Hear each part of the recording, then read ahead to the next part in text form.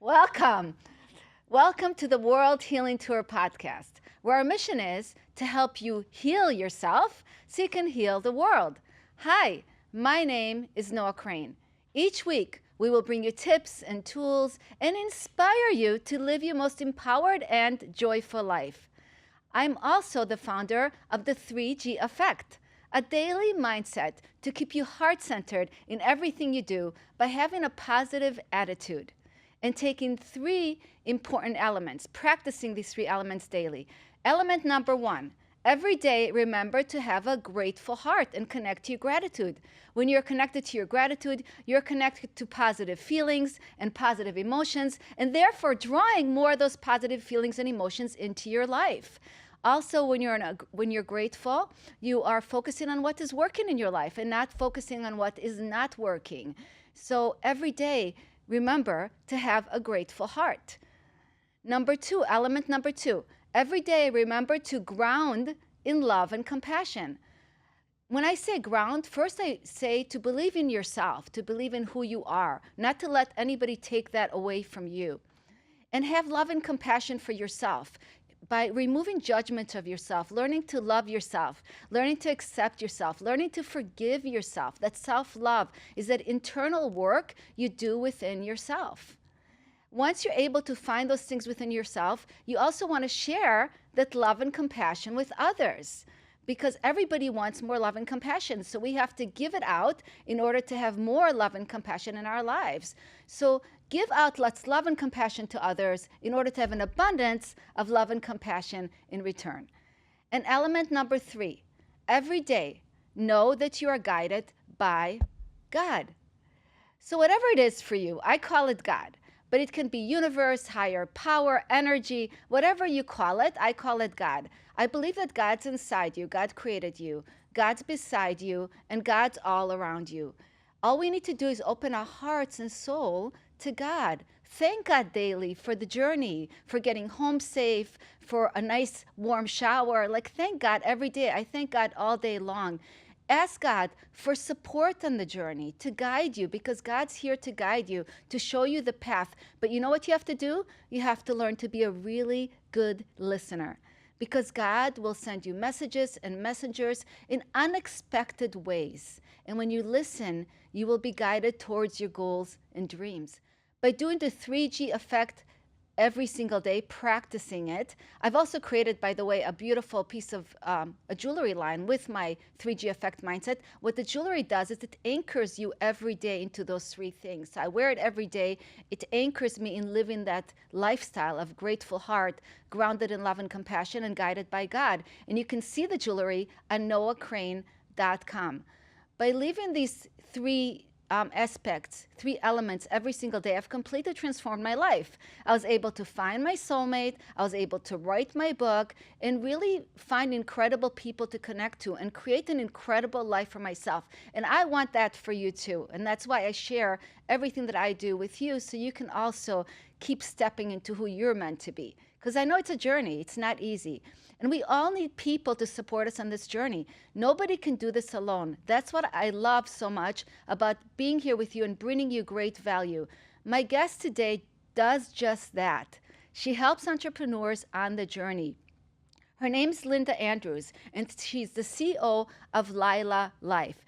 She helps people with conscious mentoring, both organization and entrepreneurs, to help them really step into who they're meant to be. Linda's vision is to foster wellness, peak performance, and transformative success for all. Linda, welcome to the World Healing Tour podcast. Thank you, Noah. It's such a blessing to be here and definitely feeling that gratitude right now. I love that so much. Well, I love what you do. And us entrepreneurs, you know, it's not an easy journey to be an entrepreneur. A lot of people say it's a lonely journey. Why is it so important to have support on this entrepreneurship journey? It's so important to have support because there's a lot that you're figuring out that you don't yet have full context for. right? Each next challenge, often it's something new. You don't know what you don't know, and there's a lot you don't know. There's more that you don't know than you know. And so it's like you're traversing through maybe the jungle, you're walking first, it's dark out, what are you doing? And there's people that have gone in front of you that have maybe walked that path before that can shed those insights. So that's critical.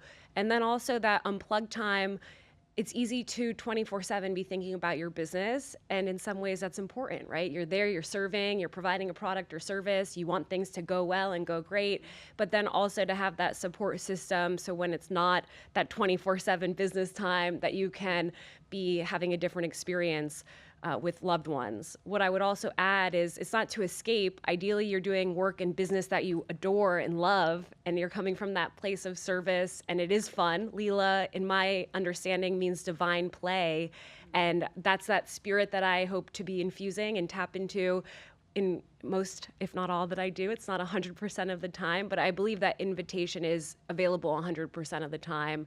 And like you touched on with God, like that support, there's a beautiful imagery where I picture myself just being held, and, it feels like Jesus's hands or God's hands, and I'm in that and I'm fully supported, and I know that I have that all the time. So those are a few reasons, but it can be critically lonely because every new thing, you don't have that reference point yet, and you are somewhat alone in those first steps of the traversing. Yeah, that makes a lot of sense. So I love that you said that Lila Life has to do with playfulness. Can you explain that a little bit more, how you came up with that name? Yeah, so I was at my yoga teacher training in 2015. At the time, I was working full-time in finance, and I took a month to go on this. It was almost like a leave of absence, and I was living in the Bahamas in a tent, doing my yoga teacher training for a month. And during that time, I had learned a lot of Sanskrit, which just really warmed my heart as like one of the earliest languages, and there was so much power in the language. And I heard the word Leela, and it clicked. It was like, and you can say Lila or Leela. I say Leela, but it's not spelled properly when I say Leela, and that's just also part of how I am in the world. So the contrarian in me, but I heard the word, I looked it up, and I felt just such a deep resonance. And it's funny sharing this with you because through my journey, I've learned to understand how powerful words are and how much medicine in words. And it was just this kind of instant healing or activation or both from that word. And when I think of divine play and the interpretation of that, I think of a few things. Innately, like the playfulness of life. Also, I did drama and acting and ballet, but if you go to a play or a ballet, you're watching the screen, and we each can observe ourselves in that way and watch our life and make those adjustments from a conscious perspective. And so that as an actual play, and those are my two biggest interpretations of it, is to have fun, to understand that I'm playing out the script of my life, and then just the divinity aspect, and to never take that for granted, which I had several near-death experiences in my life, and I'm here, and that's awesome. And like that for me is like, yes, you're here, this moment, this moment, this moment. I kind of, I'm not in that frequency every second, but I can't get over it. This is so cool. Yeah. And you've accomplished so much. I mean, I feel like you've really hit like, we haven't talked too much about yourself, but I know you've had your own traumas and your own challenges, and you've been able to overcome things and add the play into it, add the yoga, add the nature, add the different things into it. Can you speak a little bit more about your past and how you got to where you are today? Absolutely. Well, in May of 1987, at 8:11 p.m., that's a joke, but that was my birthday. Yeah, I grew up in South Florida. Apologies in advance for my dry humor. I grew up in South Florida, and I born and raised here. Kind of a normal life. Different things happen. One of the near-death experiences, it's like 10 days old. You contract a weird hospital illness, and they baptized me at 10 days old. Like that was the first. So at 10 days old, you're like, oh, wow, you're lucky. I don't have conscious memory of that. When I was 4 years old, I had a really traumatic head injury. They said I would be brain dead, blind, or die.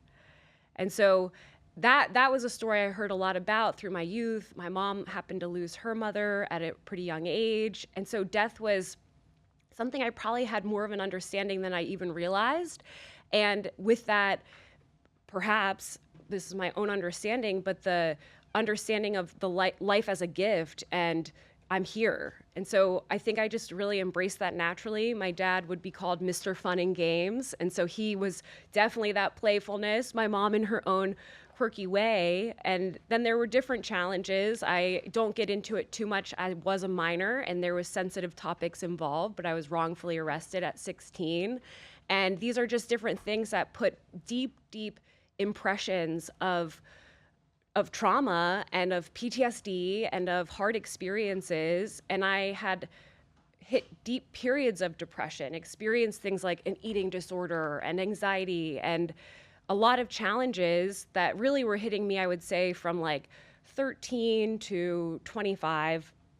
And some of those, is the time that we lived in. I can remember being in 6th grade watching the first war, or what I thought was the first war on TV, right? The first school shooting, getting a cell phone because of that being much more politicized for that time when, the early 2000s, late 90s, and of course 9/11. So in addition to these personal traumas, going through different collective traumas, at that age not understanding that, say, a bomb in the Middle East isn't necessarily a bomb in South Florida, but at that age you don't understand that and it can feel scary. And I can remember in 6th grade like going to bed and just feeling so afraid, like, am I gonna die tonight? And I can look back now and I have an understanding that there's a lot of different layers for why my mind was going there.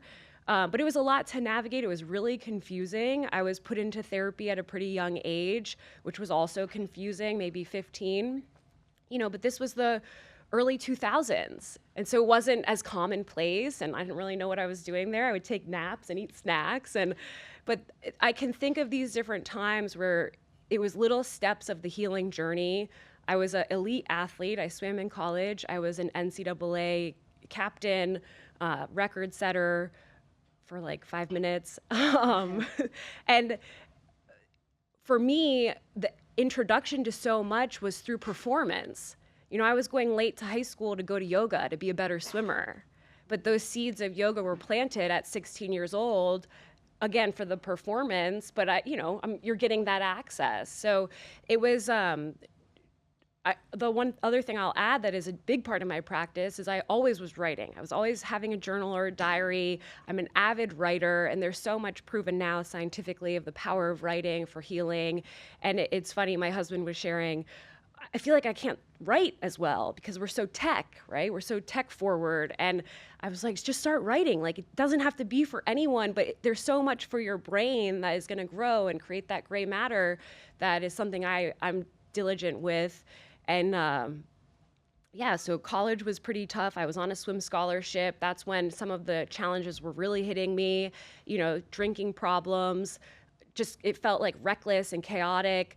And yet I'm a double major and an elite athlete. And it was a lot of pressure and a lot of self-pressure. And during my time there and some of the support that I got through the university was really that jumping off point for well-being. But for so long, it was so surface. It was like I wanted to look perfect. I wanted my body to be perfect. It was all very maybe vanity, and it wasn't the deeper layers of healing. And after college swimming, I got really into CrossFit. I was the second runner-up on the Hoboken regional team. Whoop, whoop. And, I was winning a paleo challenge. I was writing all these recipes. I was carrying chicken in my purse to be so good at CrossFit. And I was having nerve pain. And I had already had a surgery on my shoulder because of swimming. And I just started to notice how much I was doing was just kind of decimating my body and my soul at the time. And I started to get this feeling things aren't working. Were you like a hyperachiever, would you say? Yes, but I definitely competitive, always wanting to do the best. So yes, yeah. I'm not going to talk. So you were very hard on yourself. Yeah, hard on myself, like the perfect, like wanting to present. It was an intense environment, and after swimming and like starting to navigate my own path, again, still being super into the fitness, slowly getting into the food. And I had a lot of kind of not weird experiences, but the way this is now like the, say, 2005 to 2010, you know, it wasn't counting your macros, but it was very restrictive eating around food.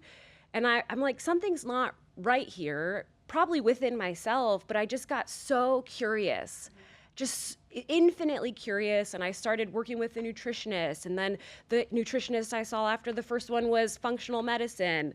You know, I was first doing personal training to be a better swimmer in my teens, so like the movement piece was always there, and I think it was out of necessity from the breakdown that was coming and happening.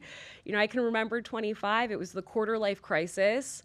And I like really owned that. I'm like, oh my God, I'm going through a quarter life crisis. I was living in Hoboken at the time. What's a quarter life crisis? It's your 25th birthday. Oh, okay. I know. That's very, how millennial can it get? My quarter life crisis. And I remember like there was a book about it. I like found this book. I'm like, I'm not that abnormal. But I thought it was only the midlife crisis. Like, why am I having the quarter life crisis? I was all ready for the midlife crisis. And coming back to Florida from New Jersey and like working in New York City, that's where I started my finance career.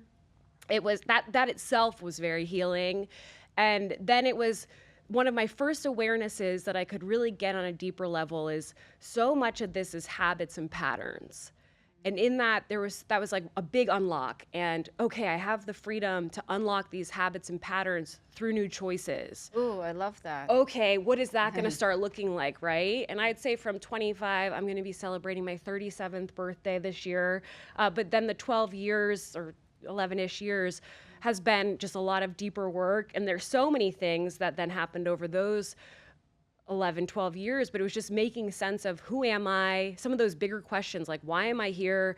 And the story, like, all right, get the job, get the degree, get the spouse, get the house. I was just like, and I was doing it all. And I'm like, I don't believe that this is life. I'm not buying it.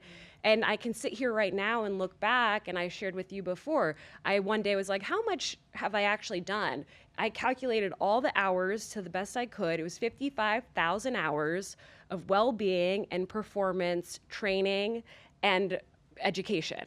And that's a ton, right? And I don't think everyone can say that. They don't need to say that. But I'm an overachiever. Like I went on a 55,000 hour quest because I thought I was so broken. And what I found is I'm not broken. I'm whole, I'm worthy, I'm deserving. And to be able to be in that frequency and navigate life from there has been powerful. So I know I shared a lot. There's a lot of threads if you want to dive deeper into anything. But that's the shortish version. No, that's great, and you had to do a lot of self-work and a lot of self-healing, and realize that all this running around wasn't getting you to that happiness you were looking within yourself. Yeah, right? there's two profound stories when I was in finance. One, and it's funny from where we're recording, it's about, if I had to guess, 1,000 yards away. I'm not there often, but I was in my car. I had called my brother, and I just start crying, and I say, I hate these outfits so much. At the time, I'm like 26 or 27. I'm a VP at a big financial firm, and I'm wearing a suit, and I'm just crying because. Where did you work at? At Morgan Stanley. Okay. And I'm crying because I hate this outfit, and he's like laughing, like what? And it was not about the outfit. I'll wear a suit if I need to, but it was just not feeling like me, and it was more of just feeling so uncomfortable in my skin and thinking it was the outfit. And I can remember this was one of my lowest moments, literally being under my desk. I don't know how many people have felt their worst day under their desk, but I was under my desk just like sobbing. And I think looking back now, it was just that disconnect from purpose and service and feeling like there's a reason for all of this. I just had lost so much sight of that. And that's a huge driver, again, in present time that keeps me going forward each day. Right, and also like you were going and going, and you were never feeling that true satisfaction within yourself, you know. And that going and going, I mean, you're literally just letting your whole nervous system fry. And I had to reflect back from, say, 11 years old, from 11 to 21, roughly. I could tell you you could pick a day on the calendar, and I could tell you what I was doing. Wow. Because that's the regiment, and that's what our year felt like swimming at that level. And it was very intense. So going from that, say from a decade to then working in New York, working in finance, and then doing all these different studies and like the incessant need to figure out what's wrong with me, I just hit such burnout and such exhaustion, which led me to have such reverence for the sacred, which is everything, I think, and understand my nervous system on a whole new level. And so that being critical on the healing journey. I even have a little, it's called the Apollo Neuro, like my little vibrating ankle bracelet that helps, it's doing vagal toning for your nervous system, Wow. 13 hours a day, like a 98%. So I don't know if I'll ever not be the high achiever. And I don't think that matters because of the underneath. Like it's from a foundation that before it felt empty, broken, nothing. Mm-hmm. And yes, like this is me. I can get really intense. I can be really driven. And I hope all these aspects of me that you love and people can feel their lives touched by it. Maybe that's an example for certain things. And, I know when I need to tone it down and unplug. And I'm celebrating my 4-year wedding anniversary tomorrow. And my husband, thank you, happens to be an amazing counterpart to this all as well. So yeah, that felt important. Yeah, it's so cool to have that insight. Mm-hmm. And so did you have to heal all these things to really step into the Lila Health, the Lila Way, your company that you created to help others? I thought so. I thought I did. I thought I had healed everything, right? And that's the funny part. There is not a destination. Mm-hmm. It is a journey. Right. That's been something that's clicked in, I'd say, within the past year on such a deeper level. But absolutely, like, okay, I'm going to heal everything. I'm going to be perfect. Then I can run my company and do a great job. Maybe I'll get venture funding or private equity. Maybe I'll be a private equity or venture fund one day. Like all, the bar goes up and up. Hey, how many women are getting funding? Only 2%. Let's make it 50. Like how many female self-made billionaires are there? Only 10%. Let's make it 50. Like all these things that get me fired up. But it's like, okay, can I be exactly where I am, excited about all the things that I'm excited, but one step at a time? And the healing continues, I believe, forever. It's the next layer, it's the next piece of the onion peel, and that acceptance of we're not getting anywhere. We get to be here, right? We're not going anywhere. Of course we are. But if you go somewhere at the expense of the right now, you're missing the point. And that I really had to embrace at such a deeper level. And I think there'll be more and more. I mean, I mentioned to you before the show, this past month has been some of the deepest work I feel truly that I've ever done with some of the things that I've had to process. And I'm laughing the whole time, like, I thought I already healed this stuff. I thought I already did this work. But as you heal, you can hold more, you can see more differently, the perspective shifts, things click in deeper. I hadn't felt anger until I was roughly, let's say 7 years ago. I didn't let myself feel anger. And so it's like you're doing your own kind of scavenger hunt or investigation of understanding what parts of myself did I shut off, what parts of myself did I fracture. And I think that if you think of the reclamation of wholeness as a process, will you ever feel, is it even possible to be 100% whole? Yeah, and I think it's not. I think we are human, Mm-hmm. and it's part of the human experience. We're going to be, like, again, you said it's a journey, and it is a journey because, as you get older, you get triggered by different things. Mm-hmm. Things come up, we remember different things. Mm-hmm. Different situations come up that can trigger things from the past. So it's continuous work on yourself to be the best version of you. Right? You want to hear my trigger joke? Yeah, sure. So I thought of this around the holidays. I thought this could be a great meme where, you go to your families and you print out like 10 copies of all your triggers. I thought this was hilarious. And I'm like, hey, just make sure, okay, like this is what is off limits, this. And I explained to a girlfriend, I'm like, it's like the equivalent of saying, all right, everyone, we need to keep the temperature at 72.8 and it cannot move 1/10 in any direction.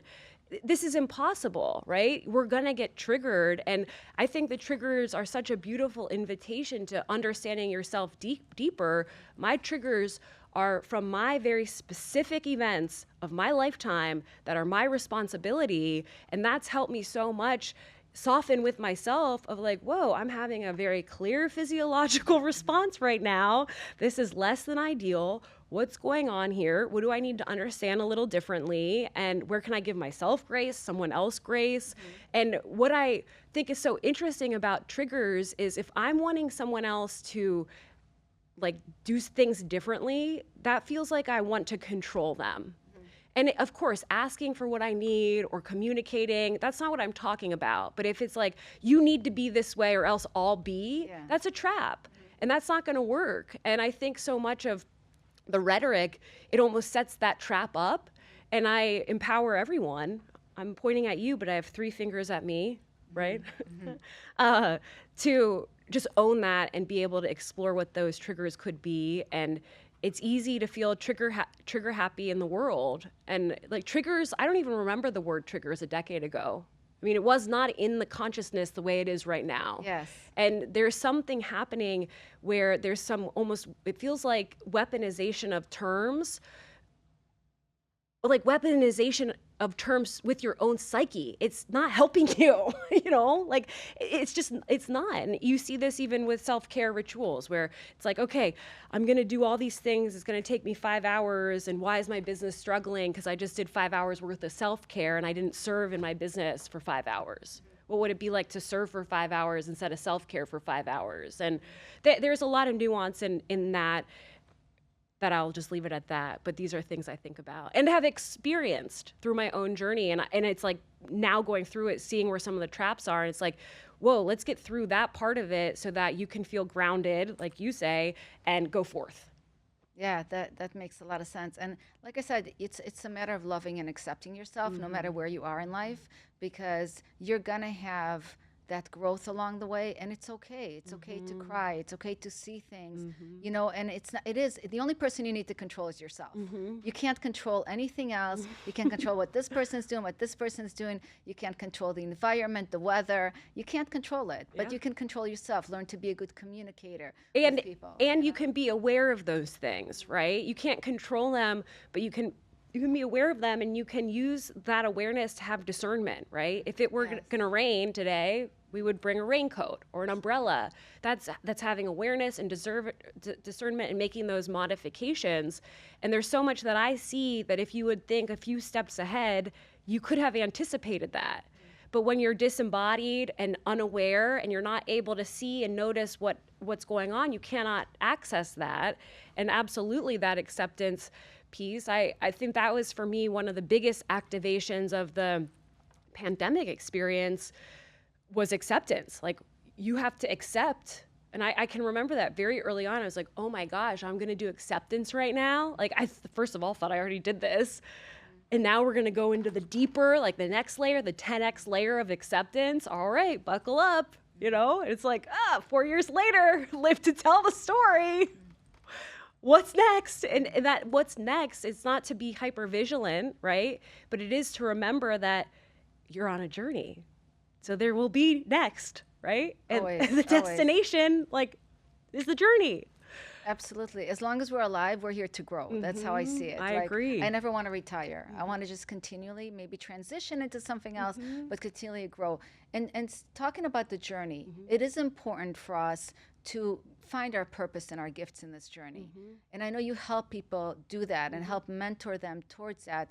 Why is it so important for people to know their why? For entrepreneurs, for corporations, why is the why makes a difference of where we go in our lives? Yeah, the why is important. I think of the why as the gas in the tank in the car or the EV charger.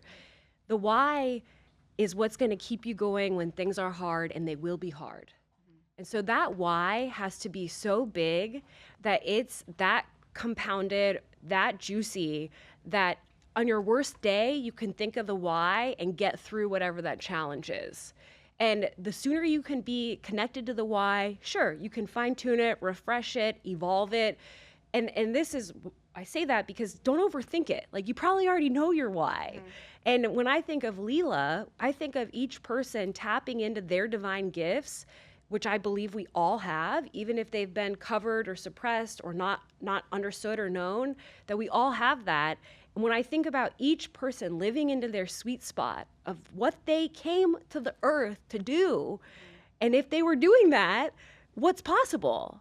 And so that's just another side of the gifts that I thought was important as you're talking about the why. But the why, it helps with the alignment, and it also moments you on the hard days, which it's a given, the hard days. And the hard days, the more that you're connected to the why, the more the resilience builds, the more that grows. And, if you think about what is business, to me, business is monetizing, solving problems in my shortest answer, right? So there's not a million, there's infinity problems in the planet. We could name 100 right now off the bat.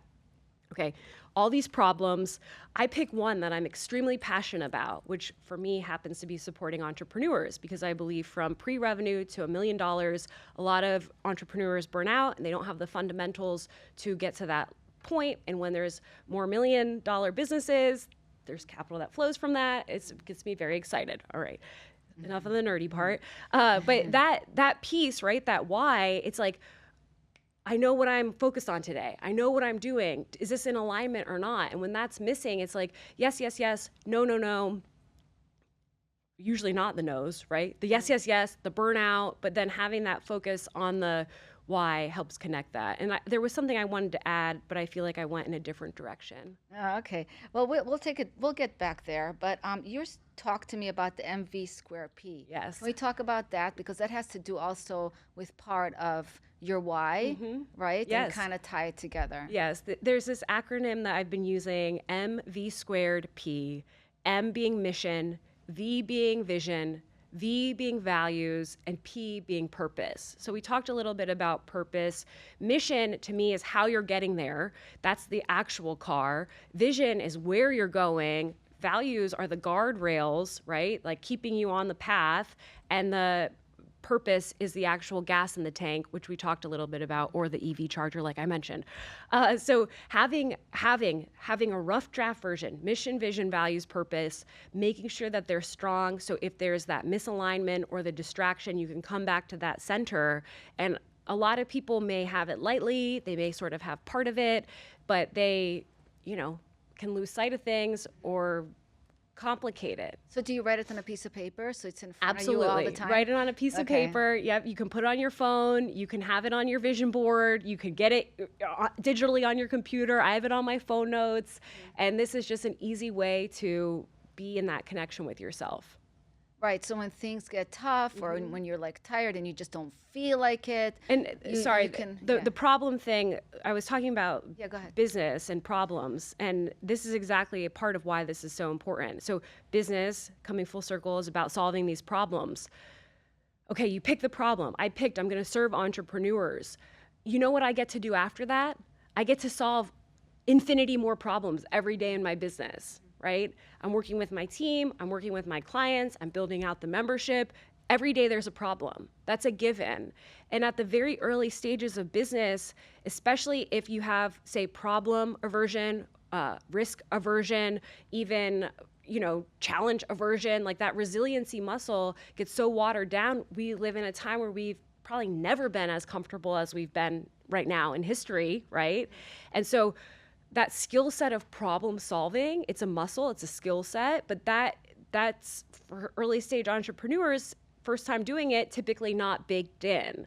And I find it ironic. I think it's hilarious. You pick one problem to solve, hopefully, like a lot of entrepreneurs don't. They pick too many problems. They pick too many problems. And then nothing very gets solved. confusing, yeah. So that's a huge part of that. So phase of the journey. Do you help them narrow down yes, to the thing and they're solving? There's a way, and I learned this in journalism when I was studying journalism. You can distill sentences down to as tightly as a sentence you can have to communicate the message. That's what we would do writing press releases. It's like as few words as possible. And so no story. Right. Get the story out of it, get the filler words out of Yes. it. And when you think about that problem, it's common. I do some mentoring, obviously with my clients, I see this. I'm going to solve 3 problems. Well, the delivery to solve 3 problems would look really different for each of those problems being done in the best way.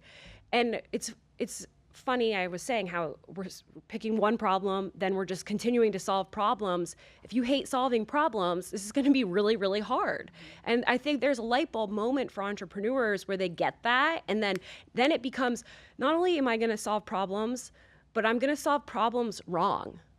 I'm going to do the wrong thing. I'm going to make mistakes. I'm going to waste money. I'm going to burn bridges. It's going to be, forgive me, a shit show often. It's messy. Yeah, it's very messy. Yeah. And that's the journey, at that phase. And then you get better at it. Hopefully, if that's the journey the whole time, that's a bummer. If you're in the feedback loop of what went well, save all your money on coaching and just ask yourself twice a day, morning and night, what went well, what could go better, and now what? Being in that feedback loop.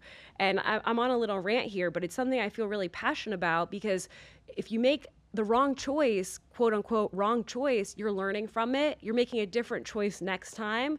And that is the efficiencies you start to build in. And that's where I think it becomes so fun. And it's just like, oh, what's the best way we can solve this? If I have this problem again, how will I solve it the next time? Oh, now I'm creating a process. Now I'm creating an SOP, standard operating procedure. I love that. Right? It just becomes, it builds on each other. It builds on each other. And that, like, I always felt pretty artistically inclined in different ways. It feels like just art to me. It's so beautiful. And times how many humans? We're about 8 billion with infinity problems. I just couldn't probably be more obsessed with entrepreneurship. Yeah, I love that. And the problem is that so many entrepreneurs doubt themselves, right? There's a lot of fears, a lot of doubt. I'll tell you a cute story. I took my dog the other day. I take him to a place, to the PetSmart, where I could bathe him myself, okay? Now he has to jump up, and he refuses, so he sits there and he doesn't move, right? So I always say, I gotta have my husband with me, because my husband, he doesn't put up with this, he just takes him and makes sure he comes up. But so I was like, always feel like I can't do it by myself. And it's like a story I tell myself, right? Like I can't do it by myself. Well, the girl at the shop, when I took him the other day, she's like, he went to snap at me, the dog, and she says to me, I said, well, I need my husband because he would help me get him up. And she said to me, no, he snaps at your husband too, but your husband pulls him up anyways, Yeah. And so I did that. I'm like, okay, I'm going to do that. I'll let him snap at me and I'll pull him up anyways. And guess what? I got him up there and I felt so good. I was like, I don't really need my husband. I can do that. New story. Yeah, exactly. And it was like, and it's like our own limited beliefs, right? That our own doubts that we can't do it or it's not possible. And that keeps us from really, reaching our potential. And we all do it. Absolutely. We all do it. You can catch yourself. And this is where lately this little 4-sentence mantra, I can, I am, I will, I must. I would just love to get into a deep embodiment and be on my walk. I can, I am, I will, I must. I love that. Right? And it's I'm countering whatever crazy story is going through my head and just paying attention for when the story comes, because I know it's coming. And it's been fun. You hear this a lot in business. Do what you say you're going to do. And I think especially on the early stages, likely you're alone, you might have one team member, but especially if you're a solopreneur, early stage, it's so easy to lie to yourself and so easy to do sort of a good job but not be your full potential. No one really knows, and it's okay. You can get away with a lot, but you're not, because you're not getting to where you want to go, right? You're spinning. Right, you're spinning out. You're spinning. I've done a lot of it, so I know. How long until it's like, oh, the business failed, and I've wound down a business. And, it was hard. And I remember going through that. I was like, wow. And it hit me when the accountant is like, all right, a reason for business closure, lack of profitability. And that was it, right? I was doing 6 figures at the time, and I didn't get profits right. And I messed up. First business, early stage, you figure a lot of things out. And it was a funny moment because I felt like, oh, I'm going to close down this business. It would be such a big deal. It was so under the radar. And then after I was like, oh, that was a pretty big deal. I definitely want to make sure I'm processing that. But the processing is, okay, there's a new venture. What about this is going to be different? And giving yourself the time and the space. And I will add that time and the space, especially for entrepreneurs, but any human, there needs to be some time and space, some breathing room in your life, some of those quiet moments, some of those screen-free moments. creating that time and the space. And it's so easy to not have that. Yeah. It's so easy to schedule every single second, you know, and for me, that was so much of the programming. I had literally my whole life for about a decade. I could tell you on a calendar what's going on any given day just because of that level of structure. Sure. Right? And so that was all I kind of knew. It's like, duh, it's like, oh, I'm going to add some space. I'm not going to get in trouble for going to the beach for my lunch break Doing and a yoga class. right, whatever that's going to be, Yeah. and just creating that breathing room. And that's a whole other story. Like, I'm doing something wrong or doing something bad. And people literally think they have no time for that. Like, they don't think they Absolutely. have 20 minutes in the morning to meditate and take time for themselves. I say you don't have time not to do that. You don't have right? time. It's like you can't afford not to. Yeah, the time not to. And you know, so much of this, you're taking the time and energy now to not have to take as much of the time and energy later, right? And money.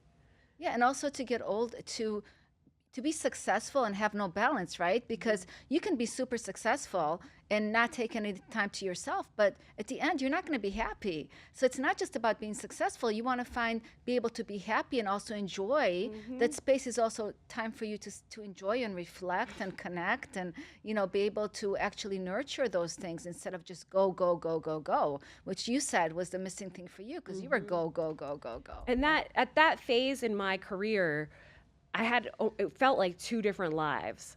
I had the wellness Linda, who was going to yoga, teaching yoga. I was taking people on farm tours. I was doing my dinners. Many people that knew me in those worlds did not know I had a financial career. And then the other side, I'm doing networking, I'm speaking, I'm doing client events, and many people don't know the wellness side. Yeah. And that's, for me, what I started to realize, talk about the fracturing off. And what I would see is super, super, super financially successful, very dysfunctional, not much well-being, or all this well-being and major financial issues. These were the common patterns, and I'm like, there seems some formula that there can be both. What is going on? And the work that I do, I call integrative advisory because it's integrating. Everything is connected, and we kind of fracture these pieces off and don't look at it as that big whole, right? My life purpose, how is my business? How are my relationships? How are my money? How are all these different things fitting in with that why? Are these in harmony? Another of my favorite puns right now, spelling harmony, HARMONEY.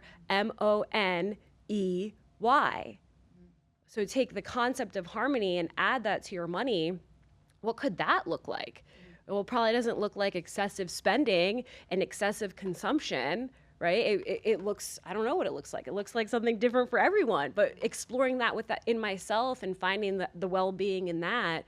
But that was a really very obvious mirror for me, was navigating those two sides of the different industries and seeing it was like this or this, but there was not that integration. And that was a big part of the quest for me, is can't this be different? Can't you be a yoga teacher and thrive? Can't you have a wellness center and thrive financially? Can't you thrive financially and feel good and have that vitality and well-being? And I believe 100% you can. And you're gonna have to look at your habits and patterns. You're gonna have to do some work. You're gonna have to make some changes. And a lot of people, you know, the changes are hard, or they're scary, or they're perceived as hard, and they're perceived as scary.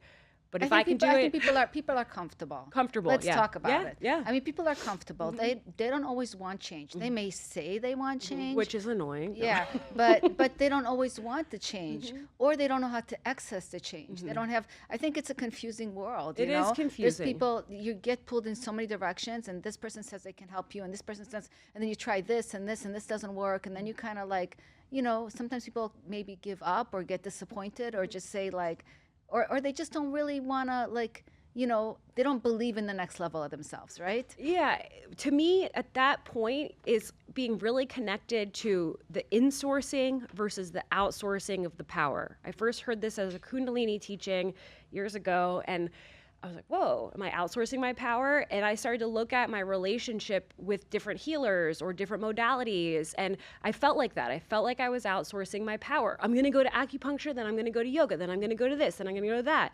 Whoa, what if I'm just sit with myself and be with myself? And as you started the show, listen to those messages that are aching to come through, but they can't because I'm so scheduled and I'm doing all these things. And so that's a big part of it, is like listening to that inner voice, to that divine connection, what that means for you. And yes, it is confusing and there's all these things and the stories are loud. That's why grace is such a critical part of this. It's like, this is going to take time. It's taken me 40 years to get to this point. It's going to take me a couple weeks or years or months to unwind whatever that was at whatever age you're at. But when you're going through that confusing time, understanding, and I think such an easy exercise is looking back to your childhood or different points in your life where you really felt that joy and felt that flow. Your own success has many clues throughout your lifetime. And so doing that kind of detective or discovery work about what those things are and finding ways that you can incorporate those, and understanding that any professional that you're working with can be a great supplement to the work you're already doing, but they will not do the work for you. And I think a lot of people, if you're, say, going through a transition and don't know where to go, it's the outsourcing of the power. Oh, help me figure this out. You can figure that out. For me, if I'm on a discovery call with a new client, I know that's not going to go well if they want to put me in that position, because I can't do that for them, right? And I don't want to do that for them. I want them to feel confident and capable and empowered and go through, the process we've been talking about on this show. That's going to take time and they will need that support system, but understanding that they're going to have to do that for themselves and I'm going to do that for myself too. And I said it's annoying. It's annoying. I think it's annoying if someone talks about a change and they don't do the change. My knee-jerk reaction is to be annoyed. It may not be fair, right? But I feel annoyed because there's been so many times that I've been that. So it just reminds me of being annoyed with myself. And I get annoyed with myself when I hear that. Like, I can hear that. Oh, you're making an excuse. You're kind of lying to yourself. You're BSing yourself. Be honest with yourself. Okay, now what? That's the heavy lifting. And I, of course, root in compassion and love, but I just think that when people find themselves in that space, which can be really easy to be stuck in, that, because they're lying to themselves. Right. They're not telling themselves the truth. And I think as I continue to go through this journey, I just am more willing to say exactly that. When a decade ago, I'd be like, oh, I know. And it's like, well, I do know. And you're going to either need to make a change or accept exactly where you are. And the accepting exactly where you are ideally should happen first, because the only way to get to where you're going is to understand exactly where you are. And that is not to understand things worse than they are or better than they are. That is to understand things exactly as they are, which takes true honesty. You have to have truth and honesty with yourself to know exactly where you are. Okay, and then where are we going to get to? I can vision easily. I can see things in their full potential, full empowered potential. And I actually can feel maddened because I can see that so clearly. And then I'm like, back to reality. And I can get frustrated, and that can create like a creative tension in me. And that's where there's also some critical work. Is that's great. You have the vision. It's to orient you to where you're going, so you have that alignment. But what are you going to do today? And when you have the, say, 5-year or 20-year or whatever your vision that you want to create, it's to be able to have that vision pull you, but not to distract you with the high level vision so that you're not taking action today. It's to inspire the action of today. And it's to see that so crystal clear. And even if you don't feel like you have that the way I do, that's okay. You can cultivate it and you have some semblance of vision. And then what am I doing today? If you do one thing a day towards your goal in a quarter, I like to operate in quarters with the seasons, like the spring and summer equinox and solstices. If you do one thing a day for a quarter and you take Sundays or a day off to rest, you would have completed 78 action items in a quarter. So 78 out of 90 days. I like math a lot. So 78 out of 90 days, you've done something. If you took 78 actions towards one goal, do you think you would reach the goal? most people could say yes, or you would be a lot closer than if it was 0 actions or 20 actions. So I like to put a little bit of pressure on people to create that 90-day container and say, what can those 78 actions look like that are going to get you towards that outcome for just this quarter? And let's be reasonable, and let's make sure you can achieve it, and let's get that confidence and that momentum so that we can do it even more and even better next quarter. And now you're delegating, and now you have a team, and now it's growing. I'm going on a little tangent, but it felt. That's great, and I love how passionate you are about what you do, because that's so important. And again, I love how you build it up for them, right? And you give them the steps, because we need steps. We need somebody to go back to and say, like, hey, we did that. You know, somebody to, how do you say that? To be, you know, when somebody's a mentor. Not just a mentor, but somebody that's accountability, right? Yes, yeah, that's the word. Accountability is what the word that I was missing, right? We need somebody to give us accountability. Because if you're alone, it's like, is anybody even watching? Does anybody? And they are watching. Right. You know, there are people watching right now. If it's one follower, if it's one person, and this is an important piece of this, is that the problem that you're solving through your business, you're solving it for other people, right? And so these other people are paying you for a product or a service or whatever, and they're getting help with their problem. And so that's the invitation, is this hyper obsession with service and that person, and that, you know, you hear it in the marketing world, the client avatar, but you're serving a person or a segment of people, but often it's a person at a time, and getting so hyper focused of, man, that's the problem. And that's the person. You hold the solution lightly. I've been in the space where you get so excited about the ideas, and I'm going to do this, and I'm going to do this, and I'm going to do this. It's about me and my ideas, which are often the solutions. It's not about that person's problem. And that shift of the lens through service to understand the problem so intimately and obsess about that person and what they're going through and what their struggle is and how you can help them, that's been very transformational. And I can see that clean up for a lot of people, the spinning of the wheels, because we could think of ideas. I have so many ideas. I have 40 journals under one of my beds, and then there's like 40 more at my parents' house, and there's so much. There's so many ideas. But the ideas are beautiful, and I hope I can do every single one or pass them all on. But it can be debilitating if I don't know what to do in the next 90 days. Right. You got to really keep the goal kind of closer to yourself. Keep it close and keep it connected, right? You know, this is that person that I'm serving. These are the problems that she's facing. This is how I'm going to deliver a solution to help her. It's so simple. And then the layers of complexity, of course, will come in, but you've been doing that fundamental work and those reps. So it's rooted on this amazing foundation. And, you know, in the venture space right now, there's a lot of companies that were overvalued, and now they're either doing down rounds or their investors are pulling out. And, you know, you have all these startup founders that got the easiest money maybe in the history of time. $1 million, $5 million, $10 million checks going like crazy over the zero interest rate environment. And what are those founders doing now? Likely feeling quite worthless because, right, are they able to do business when the whole market shifted? But were they hyper-focused that whole time on the problem, who they're solving the problem for, and providing that value? Or were they overinflating with a bunch of money and then lost sight of some of those things? So you got to keep your sight on your purpose. You have to. Yeah, you have that's to. Really important. And one thing, this is my other nerdy acronym, but it's time, energy, attention, and money. This is team. And especially if you're early stage solo founder, you feel like, I don't even have a team. I'm not going to make my first spend on a team member. You may want to. We could talk about that another time. But you always have your own time, energy, attention, and money. And I love to just be aware of how am I using on a daily basis my time, energy, attention, and money. And is that in alignment with my purpose? Is that in alignment with my values?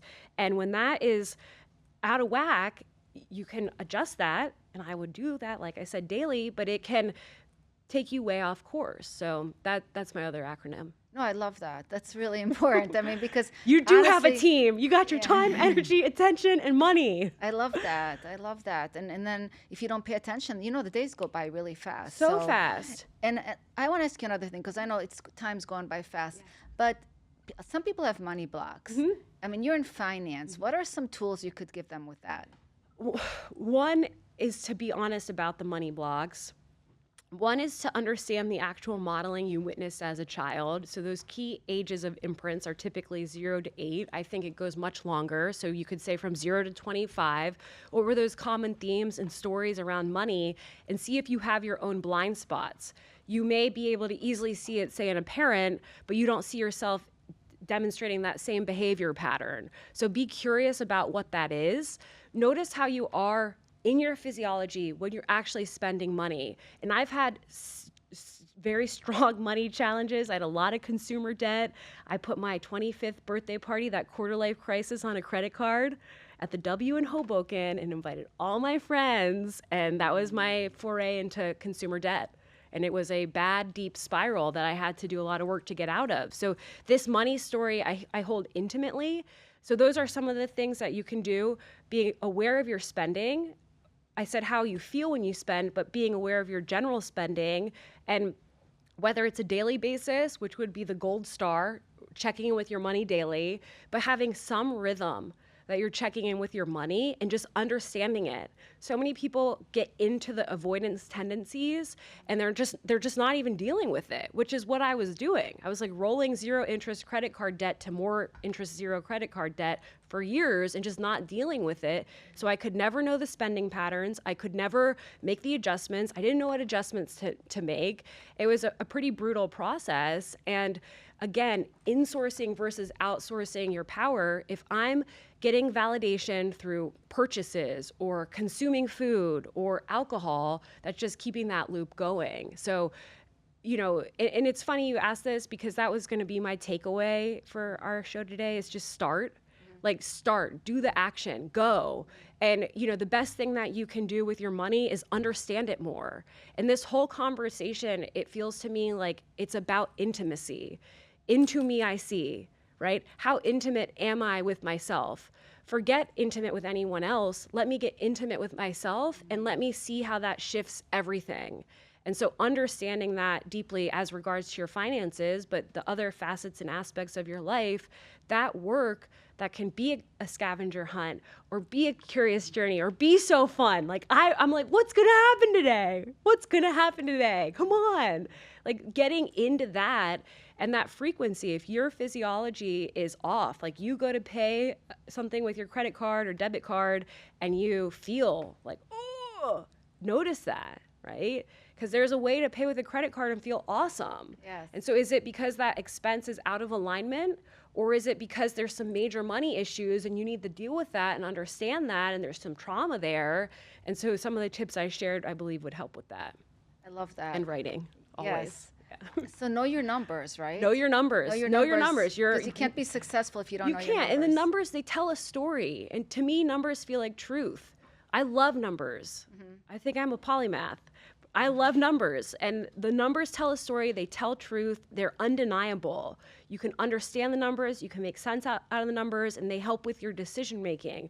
On the business side, obviously your finances and your analytics, and on the personal side, and it's going to help you see how you're progressing and where you're going. That makes sense. Thank you. I wish we could talk more because I want to take them so much deeper into this, but we'll have another podcast. Awesome. But how can people, I would love that too. How can people connect with you? I feel like you have so many great things and so many great tools, and I feel like you kind of captured both the yin and the yang, That's of the life. integration. Yeah, and I just feel like people need that, both of those. So to work with you would be amazing. Yeah. So how can people connect with you and find you? The website is Lila Life, www.lila.co.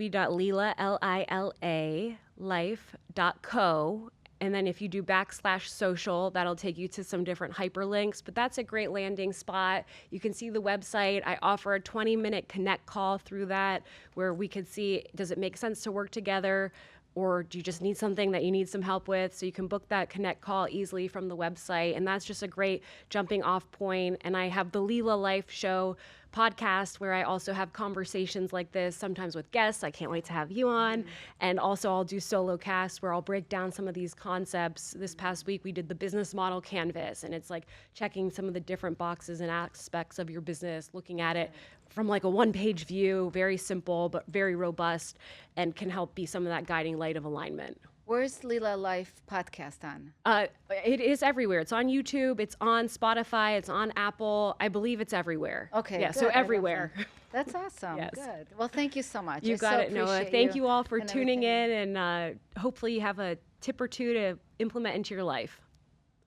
Thank you so much. It's been a great conversation. I want to thank Linda Andrews today for coming in. This was really eye-opening. I learned so much just speaking with her. I hope you learned a lot as well. Until next time, remember to do the 3G effect.